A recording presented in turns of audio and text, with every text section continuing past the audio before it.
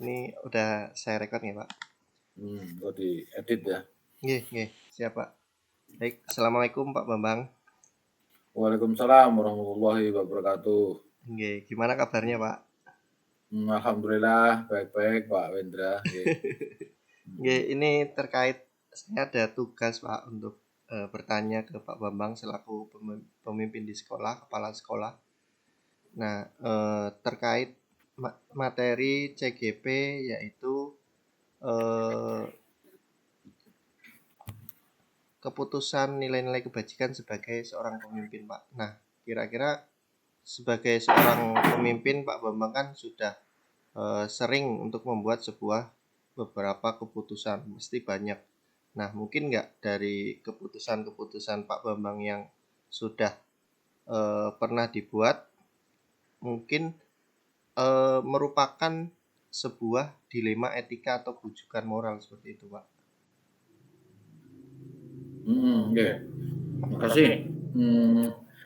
Mungkin yang dimaksud ini berarti ada satu keputusan di mana keputusan tersebut kan mengandung dilema atau mungkin gini maksudnya, ketika saya ngambil satu keputusan di satu sisi Nggih, ini baik, ini kok kurang baik atau mungkin, keputusan ini,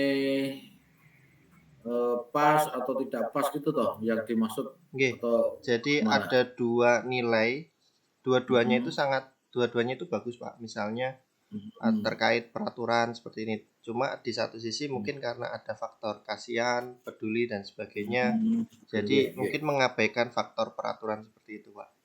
Jadi ada nggih dua nilai yang bertentangan gitu. nggih nggih. Berarti gini, ini saya ambilkan contoh aja nggih, karena tadi ditanyakan mungkin yang, terjadi. Ketika ada anak ini, siswa aja nggih, putra didik mungkin Nggih, yang nggih. bermasalah begitu nggih. Satu sisi, dia itu melakukan pelanggaran ya di tata tertib itu kategorinya ya agak berat misalnya seperti itu nggih. Sementara kita harus menegakkan tata tertib, nggih. Misalnya ya dia apa ya, contoh, eee, bullying atau perkelahian gitu aja lah. Nggih. Ketika di tata tertib itu kan untuk peserta didik yang melakukan perkelahian kan itu tindakannya harus tegas gitu. Hmm. Sementara, itu aturannya ya, aturannya misalnya kalau kita kembalikan ke orang tua. Tapi di sisi lain kita juga harus melihat, dampak begitu ya. Dampak ketika anak itu nanti diberikan satu sanksi, ya itu kan, eee, misalnya dia nanti kok jadi putus sekolah gitu kan, itu kan juga, eee, sangat merugikan dia gitu. Jadi walaupun aturannya itu misalnya diberi sanksi, dikembalikan, maka, kita berpikir dampaknya. Sehingga sebagai sekolah ya, sekolah itu kan bukan pengadilan ya. Kalau Hmm. pengadilan itu salah divonis gitu, tapi di sekolah kan masih ada di sini proses pembimbingan dan pembinaan gitu.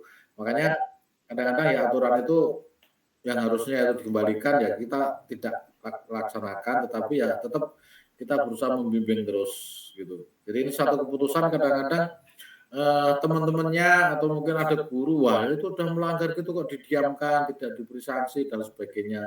Maksudnya sanksi itu kan sanksi yang tegas sesuai dengan tata tertib gitu.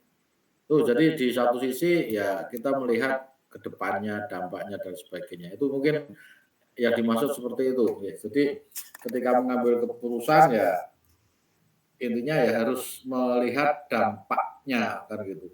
Tidak sekedar, "Oh ini aturan ini harus dilaksanakan," gitu kan gitu.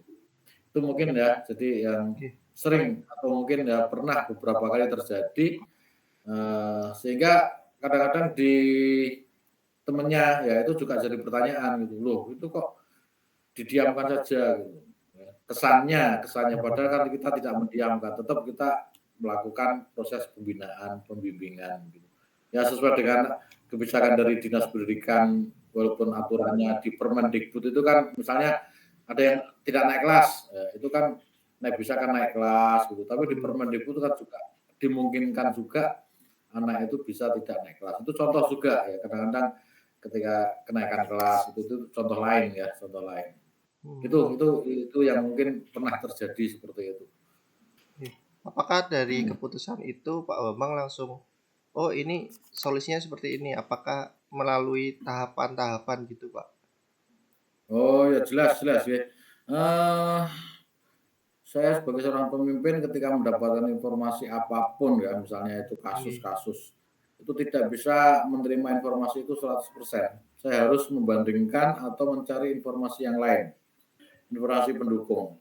Karena bisa saja satu informasi itu tidak valid ya, mungkin subjektivitasnya muncul gitu karena faktor tidak senang sehingga ditambah-tambahin jeleknya atau mungkin sebaliknya dia itu akrab gitu, deket gitu informasinya tambah yang baik. Sehingga, harus ada data-data pendukung ya, data-data pendukung kan berupa informasi dan lain sebagainya. Itu nanti bisa dijadikan sebagai dasar. Jadi tidak hanya satu informasi masuk, terus langsung ambil keputusan, itu nanti malah jadi bumerang untuk kita. Jadi kita sebagai seorang pemimpin kan harus hati